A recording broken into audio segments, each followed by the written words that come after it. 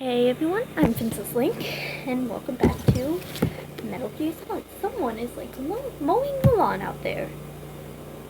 What the frick? Okay. Chapter 20. Snake felt the sudden dip in temperature deeply in his bones, especially compared with the heat of the blast furnace area. The elevator doors opened to a dimly lit, massive space with a ceiling 50 feet high. The room was filled with shipping containers and crates, but it felt like the frozen meat section in the supermarket. That's a mood. It's like when you go to the frozen food section of the supermarket in the summer, and you're wearing shorts and a t-shirt. Man, not fun. Okay. Snake thought that it was so cold in the place that he might as well have been outside in the blizzard. Colonel, Naomi!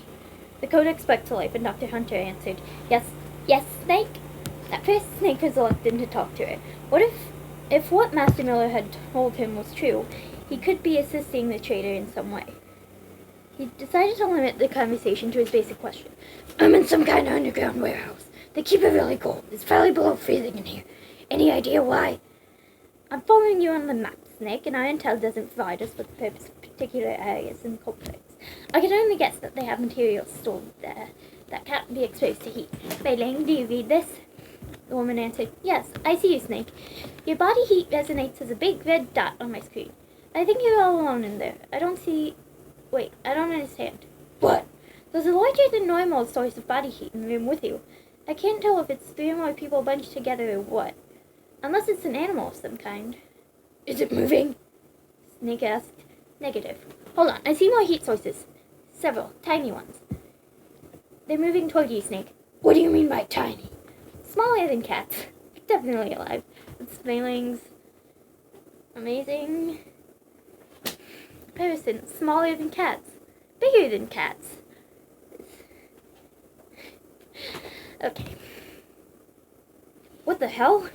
Snake scanned the cavernous room in front of him, but saw nothing but the large containers sitting on the floor in rows. And then a blackbird flew over a crate and circled his head. It's a crow or a raven, Snake said, Wait, there are more of them. The single bird was joined by a large unkindness of ravens, numbering in the dozens. And unkindness. Is that really what they're called? Oh my god, that's amazing. Ravens actually usually only chill in pairs. Crows hang out in big groups.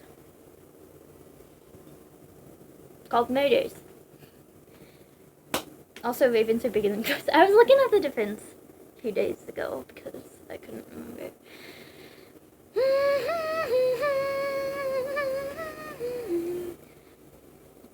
A large unkindness of ravens numbering in the dozens.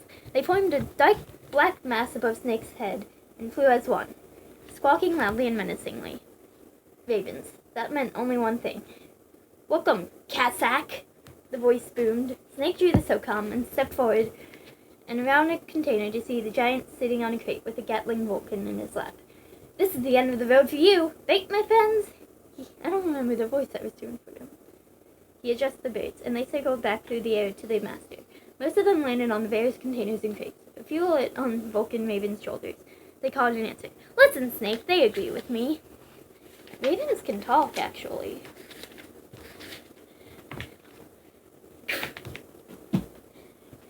Nevermore! Snake gritted his teeth and spat on the floor. I would have thought at last meeting I'd have convinced you to run for the hills. The giant laughed. That was no true battle. The ravens and I were testing you to see what kind of man you were. The judgment is decided. The birds say that you're a true warrior. With those words, the raven-shaped birthmark on the shaman's forehead seemed to animate, grow in size, and separate from the man's huge skull. It began to fly towards Snake. Reflexively, Snake ducked. Whoa! Am I hallucinating?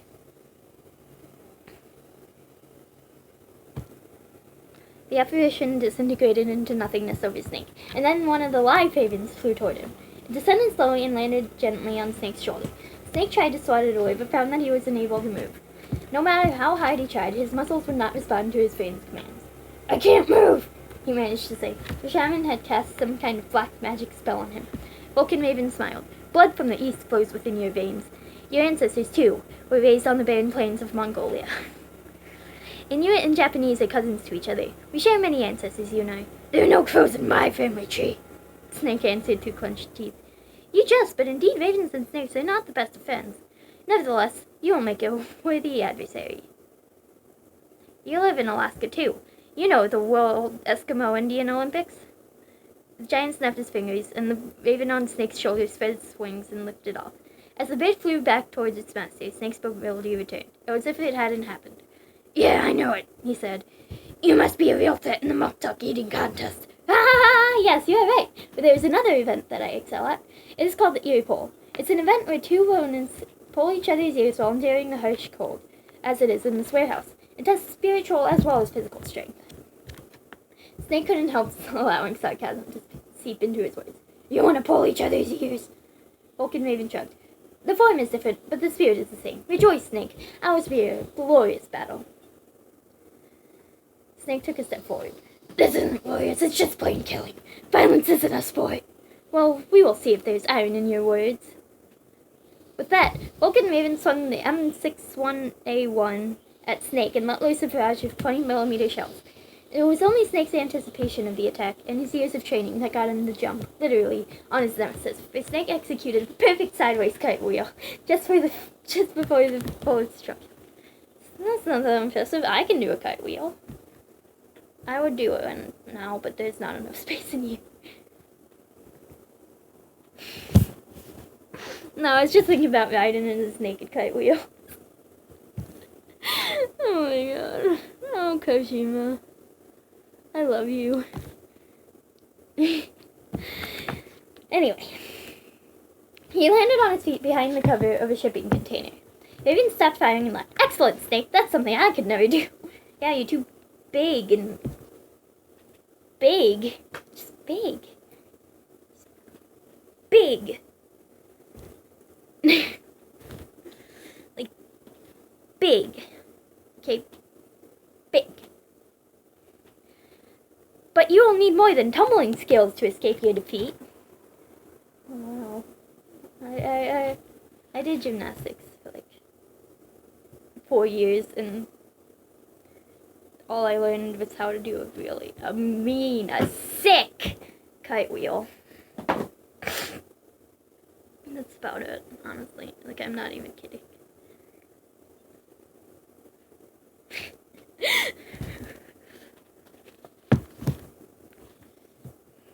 Anyway, Snake quickly reached into the pouch and removed a flashbang. He pulled the pin and flung it over the container.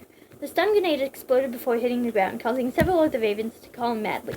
Snake heard their feathered bodies drop to the floor, but had it done any damage to their master? Snake listened and waited for a sign that he'd succeeded. You've hurt my family, the giant said. Your puny stun grenades cannot harm me, though. I will admit I was blinded for a moment, and yes, the burns are painful. But you will not get away with that again, Snake. And for the damage you have caused my beloved ravens, I will annihilate you! That's a mood. Just me as a boss fight. But, you know, smaller. Spinning around, bunch of animals. Getting mad when they get hit.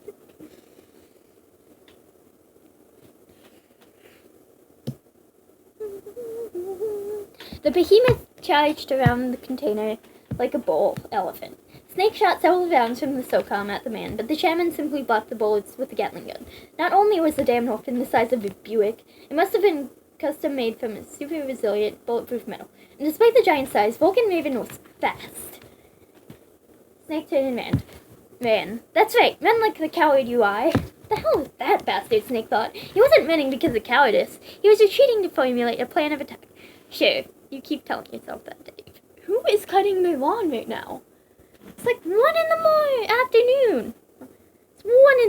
It's almost 2 in the afternoon. You couldn't have done that earlier, man? I don't know, I have my window open. And I'm also wearing a sweatshirt. It's a Martha's Vineyard sweatshirt, actually. You can't read that. It's backwards. Or maybe you can. Or maybe it won't be backwards when it's uploaded. Okay, anyway. Yes, I got like one of those things. Can you see it? Those clippy things, you know. But my hair's too long for it. So, haha. Yeah, boy.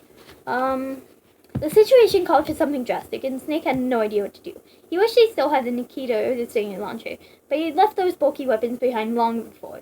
Retracing his steps to retrieve one of them would be impossible at this point. He still had the sniper rifle. Snake swung it off his shoulder and checked the magazine. He then climbed on top of his shipping container and lay prone. He could see Vulcan Raven's massive form moving down a row between crates, searching for his prey. Snake aimed the PSG-1 at the man's head, steadied the crosshairs, and pulled the trigger, but a raven swooped from nowhere and jarred the rifle with its claws. The bullet seared the giant's ear, causing it to bleed severely, but it was definitely a miss. In response, Vulcan Raven swung the Gatling gun around and strafed the area where Snake lay.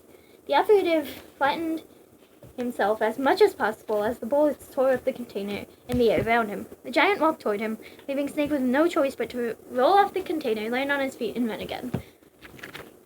But several bullets struck him in the back. It was as if he'd been clobbered by 3 or 4 sledgehammers. Snake's body was propelled forward, and he fell hard on his face. Slapstick!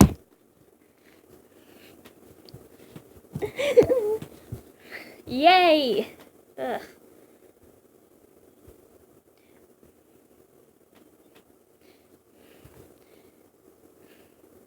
For perhaps a second he lost consciousness, but he regained awareness just as he heard the shaman's heavy footfalls approaching. The pain in his back was severe, but the body armor had prevented penetration. That's what she said. No, ignore that. He was alive. Move your ass! Snake scrambled to his feet and slipped around the corner of another container. Oh my god, he cried to himself. His back felt as if it were on fire. The Kevlar coated vest might have saved his life, but it did nothing to ease the discomfort of being shot. Can you stop mowing your lawn? Jesus. People are so rude.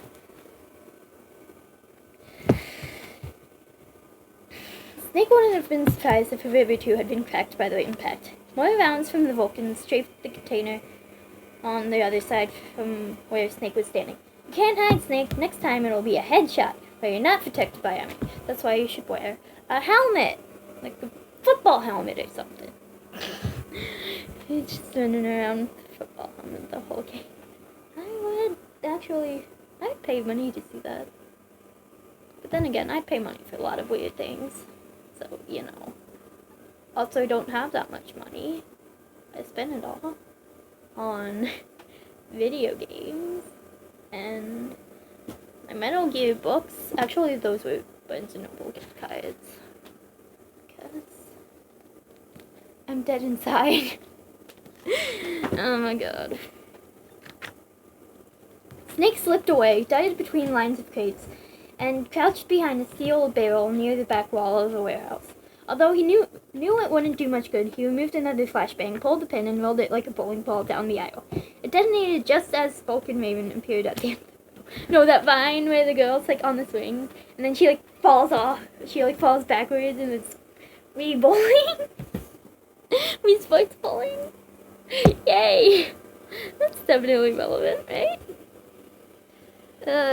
This time the man yelled in pain, but he stormed through the smoke, even angrier than before. The Gatling gun roared again and perforated the back wall just as Snake fled from behind the barrel to another container. He then circled back to the point where Raven had been struck by the grenade. A large hole had been blown out of the container there, revealing stacks of Claymore mines. Snake reached inside and moved too. Before the giant could spot him, I don't know what that was about. He charged away and headed for the other side of the warehouse. He made a couple turns, went down different aisles, and finally stopped a large container near the cargo elevator. He quickly attached the claymores to the side of the container at the height of his own head. He then found the C4 plastic explosive in his pouch and attached it to one of the claymores. With a touch of a button, he set the C4 to detonate by remote and quickly programmed the radio frequency on his codec. Now he had lured the big lug to him. Snake heard a familiar squawk above his head and saw one of the ravens hovering. With no remorse, he drew the SOCOM, aimed, and shot the bird out of the air. Flashbacks to how many freaking times I blew myself up during this fight. Yay. Oh my god, I struggled so much with this fight. No, I struggle with like all the fights. You know, I already told you the Psycho Mantis story, didn't I? That was not fun, man. Ugh! And shot the bird out of the air. Snake! The giant was furious. You dare to kill my pets? My pets? David? I'm gonna come to your house and kill all your dogs. See how you like it. No, I'm not. I would never do that. I don't know. You know. But how would you like it, Dave? Somebody showed up at your freaking house, killed all your dogs. You heard the heavy footsteps slumbering closer. Snake backed away from the mines, jogged around the container, and moved closer to the cargo elevator. He then dropped to his knees, bent over as if he were experiencing tremendous pain, and held one hand over the Kodak. A few seconds later, the shaman appeared at the corner of the booby-trapped container. The blood from the wound on Vulcan Raven's ear had covered his upper body, creating a sight that was frightening and surreal. Ah, he said, my bullets have finally weakened you, despite your armor. Say your prayers, Snake. This is the finish. You fought valiantly, but alas, not well enough. Goodbye, fellow warrior. This is the end, friend. There we go. Vulcan Raven raised the M61A1 for one last salvo, and Snake pushed the button on his Kodak. The C4 detonated, causing both claymores to explode in the giant's face. The entire warehouse shook from the blast, and the noise reverberated in the cavernous space for several seconds. The remaining birds called in horror and sadness, flew in concentric circles, and finally settled onto the large van lying in the aisle. Snake stood and walked to the giant. Miraculously, Vulcan Raven was still alive, but barely. What's up with the lighting? So bad. What's thick? You know what? I'm not going to worry about this right now. Miraculously, Vulcan Raven was still alive, but barely. I don't know if I read that already, because I have a terrible memory. Yeah, boy. Just as the boss said, the giant managed to say, it is my existence, which is no longer needed in this world. But my body will not remain in this place. My spirit and my flesh will become one with the ravens. The birds squawked in unison. In that way, I will return to Mother Earth, who bore me. The giant slowly lifted his heavy arm and pulled something from his pocket. He held it out to Snake. Here, take this. It's dangerous to go alone. Take this. How? Probably. Definitely, honestly. Okay, like, I don't know, it's not like anime, but you know that dude, that dude likes video games. Okay, Hal has played Xenoblade. Like, you can't convince me otherwise. He's a big old nerd. I will open the back door and lead you to where you want to go. Snake took it. It was a level 7 pancake. Why? Why? He asked. You are a snake, not created by nature. You and the boss. You are from another world. A world that I do not wish to know. Go and do battle with him. I will be watching from above. Snake said, You're an honorable man. I won't forget you. The giant looked at the operator with bloodshot, resigned eyes. Vulcan Raven coughed and winced in pain. Only then did Snake see the horrible wound the size of a tire in the giant's side. The man's ribcage and internal organs were clearly visible. He would not live much longer. The man you saw die before your eyes. That was not the diaper chief. What? He was Decoy Octopus, a member of Foxhound. Snake's jaw dropped. Suddenly, the mystery of the two corpses was clear. David, you have a 188 IQ. How did you not figure that out? You're supposed to be a genius or whatever. He was a master of disguise. He covered his subjects down to the blood. So he drained Anderson's blood and took it into himself. But he wasn't able to deceive the Angel of Death. The Angel of Death! Snake figured the man was becoming delirious. But why go to so much trouble? Why impersonate the chief? Because he wanted to do blackface.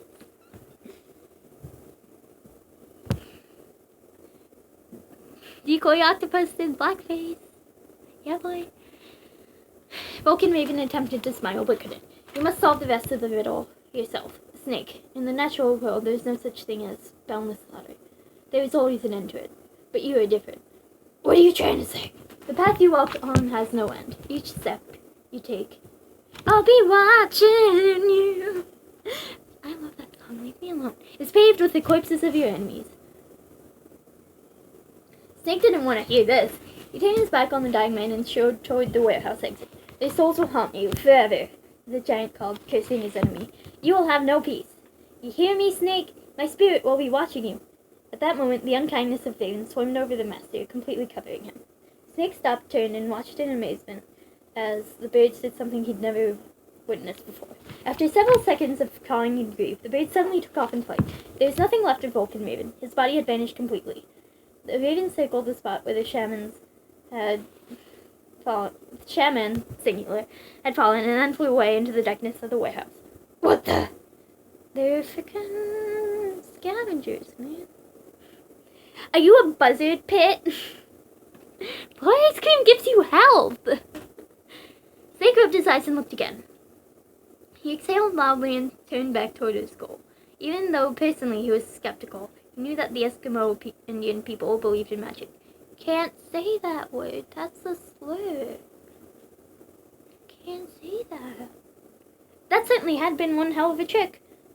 "Snake?" The Kodak. Master Miller again. "Yeah, turn your monitor off. It's about Naomi Hunter." But before Snake was able to do so, Colonel Campbell cut it. What about Naomi?" "Damn," Miller muttered. Snake sighed. The jig was up. "Colonel, is Naomi there?" "No, she's away. She's taking a short nap. Master Miller, we've been trying to contact you for hours. Where have you been?" "I've, been dealing only with Snake, Colonel." "That wasn't our arrangement. We're all in this together." Master Miller cleared his throat and said, "Fine, Colonel." Snake found that odd. Usually his former trainer got along well with Campbell. "So, what is this about Naomi?" I don't know if he's supposed to be saying that. Miller answered, "Okay, maybe we'd better let the Colonel hear this too."